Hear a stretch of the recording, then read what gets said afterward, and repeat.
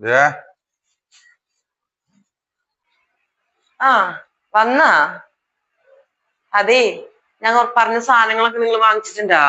ഞാൻ കുറച്ച് സാധനങ്ങൾ പറഞ്ഞായിരുന്നല്ലോ.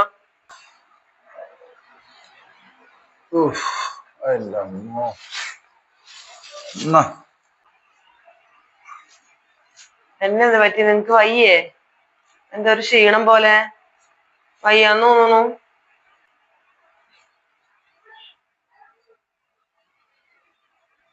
അതെ, എന്താ നിങ്ങക്ക് ഇത്ര ടെൻഷൻ? നിങ്ങൾ വണ്ടി ഓടിക്കാൻ തന്നെയല്ലേ പോയത്? അല്ലാണ്ട് കള്ളക്കടത്തിനൊന്നല്ലല്ലോ പോയത്. നിങ്ങൾ ഇത്രമാത്രം ടെൻഷൻ അടിക്കാനിരുന്നിട്ട് നിങ്ങൾ മാത്രമാണോ വണ്ടി ഓടിക്കുന്നുള്ളൂ? കള്ളക്കടത്ത പണ്ട് ചെറുപ്പത്തിൽ ഞാൻ കുറെ കേട്ടിട്ടുണ്ട് കള്ളക്കടത്ത്. അങ്ങനെ എന്തെങ്കിലും ഉണ്ട് നിനക്കറിയാന്ന് എനിക്ക് പറഞ്ഞ എനിക്കറിയാൻ പാടില്ല. അതേ കാലത്തെണിച്ച് പോയിട്ട് ഇങ്ങോട്ട് തിരിച്ചു വരുന്ന ഒരു ഉറപ്പില്ല സത്യത്തില്. ഇപ്പൊ അങ്ങനെയാണ് സ്ഥിതി. നിനക്കറിയോ ഇപ്പൊ ഏറ്റവും ബുദ്ധിമുട്ടുള്ള ഒരു ഫീൽഡ് എന്ന് പറഞ്ഞു കഴിഞ്ഞാൽ ബസ് ഡ്രൈവറാണ്.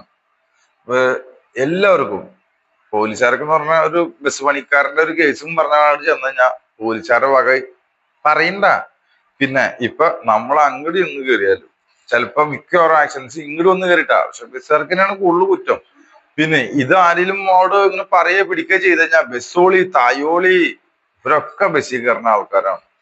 ചിലവരൊക്കെ തെറ്റുകൾ ചെയ്തിട്ടുണ്ട് ഇല്ലാന്നല്ല, പക്ഷെ എല്ലാവരും അങ്ങനെയാണോ? ഇപ്പൊ എന്റെ കാര്യം നോക്കും. നമ്മുടെ 3 കുഞ്ഞുങ്ങളും ഈ വാടകയ്ക്ക് താമസിച്ചിട്ട് നമ്മൾ കുടുംബം നോക്കാൻ ആണ് ഞാൻ ഈ പാടുപെടുന്നത്. പക്ഷെ എനിക്ക് പേടിയാണ്. ഞാൻ പോയ ആരെങ്കിലും ഒരു ബൈക്കോ കാറോ എന്തെങ്കിലും ഇവിടെ വന്നോ, അല്ലെങ്കിൽ എന്നെ 4 തെറി വിളിച്ച് ഞാൻ തിരിച്ചങ്ങനെ ചീത്ത പറഞ്ഞ ഒരു ആരെങ്കിലും കൊണ്ട് കംപ്ലൈന്റ് കൊടുത്ത ബസ് ഡ്രൈവർ ആണ് ചീത്ത പറഞ്ഞെന്നുണ്ടെങ്കിൽ നേരെ അവനെ പിടിച്ച് റിമാൻഡാണ് ചെയ്യണേ. അല്ലാണ്ട് വേറൊന്നല്ല. ഇപ്പൊ കഞ്ചാവ് അടിച്ചിട്ടും ഒക്കെ ഓടിക്കുന്ന ആൾക്കാരുണ്ടാവായിരിക്കും, പക്ഷെ ഇതിൽ നല്ലവരില്ലേ? അതെന്താണ് ഇവരാരും മനസ്സിലാക്കാത്തെ? ഈ ഒരു 10 പേര് ഇങ്ങനെ എന്തെങ്കിലും ചെയ്ത് വെച്ചിട്ട് ആ ഫീൽഡ് മൊത്തം ഇങ്ങനെയാണോ? നിന്നോട് ഞാനൊരു കാര്യം പറഞ്ഞിട്ടെ, പണ്ടെന്നല്ല കുറച്ച് ഇപ്പോഴും അങ്ങനെയൊക്കെ തന്നെയാ. പോലീസും ഡ്രൈവറും എന്ന് പറഞ്ഞു കഴിഞ്ഞാൽ പെണ്ണും കിട്ടില്ല പട്ടിയുടെ വലിയാണ്. ഇപ്പൊ പോലീസുകാര് ഇപ്പൊ കുറച്ച് അത്യാവശ്യം വിദ്യാഭ്യാസം കാര്യങ്ങളൊക്കെ ഉള്ള ആൾക്കാരെ ഇപ്പൊ ഇത്തിരി മാനേഴ്സും ഇതൊക്കെ ആയിട്ടുണ്ട്. അപ്പൊ അവർക്ക് ഇപ്പൊ വലിയ കുഴപ്പമില്ല. ഇപ്പോഴും പണ്ടത്തെ ചങ്കര തെങ്ങുമെന്ന് പറഞ്ഞ പോലെ നിൽക്കുന്നത് ഡ്രൈവർമാര് തന്നെയാണ്. പണ്ട് ആരാങ്ങാണ്ട് എന്തൊക്കെ കാണിച്ചു എന്നും പറഞ്ഞു ഇപ്പോഴും ഡ്രൈവർമാർക്ക്. പിന്നെ ആക്സിഡൻസ് ഉണ്ടാവണതിന്റെ മെയിൻ കാര്യം ഞാൻ എന്താന്ന് പറഞ്ഞുതരാം. നമ്മുടെ നാട്ടിൽ എവിടെയാണ് റോഡ്? നിനക്ക് ഏതെങ്കിലും നല്ല റോഡ് കാണിച്ചു തരാൻ പറ്റുമോ? എല്ലാ വണ്ടിയുടെ നിന്നും മാസം 40,000 50,000 ടാക്സ് മേടിച്ചിട്ട് ഉണ്ടാക്കിയിട്ടുണ്ട്. ഈ ടാക്സ് എന്താണ്? റോഡ് ടാക്സ് എന്നാണ് പറയുന്നത്. റോഡ് നന്നായി തരണ്ടേ?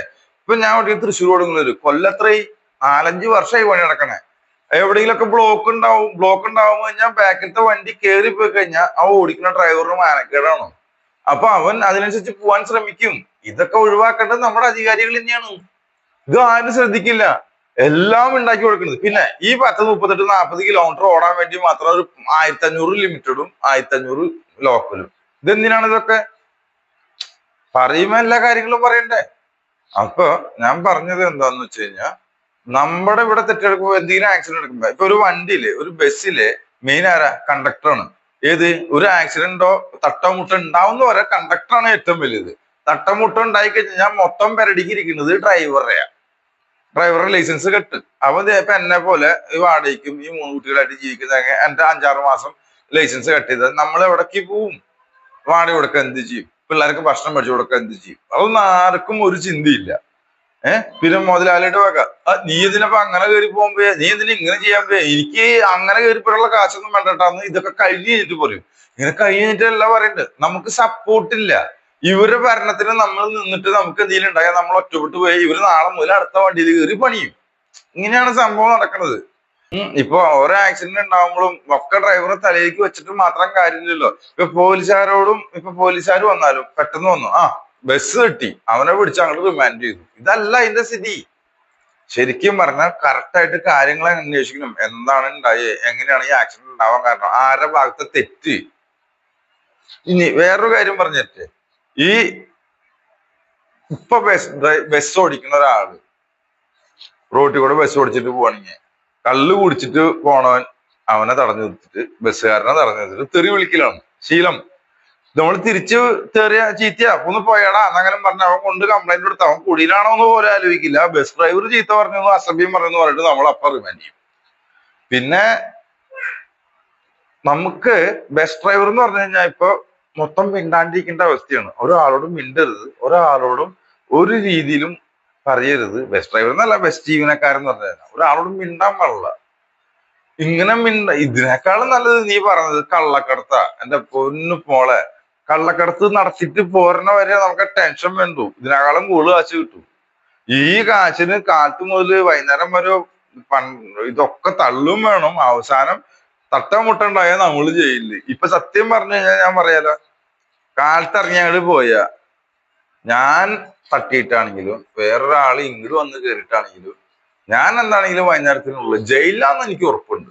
അപ്പൊ ഏതാ നല്ല പണി? ഇതിനേക്കാളും നല്ലത് വേറെ വല്ല ഉണ്ടുവണ്ടിയില് എന്തെങ്കിലും മീനോ, മീൻകട അടിപൊളിയാണ് ഞാൻ നോക്കിക്കൊണ്ടിരിക്കുന്നത്. അല്ലെങ്കിൽ പച്ചക്കറി, ഫ്രൂട്ട്സ്. എന്റെ ഏറ്റവും ഇഷ്ടമുള്ളതാണ് ഫ്രൂട്ട്സ് ആൻഡ് ജ്യൂസ്.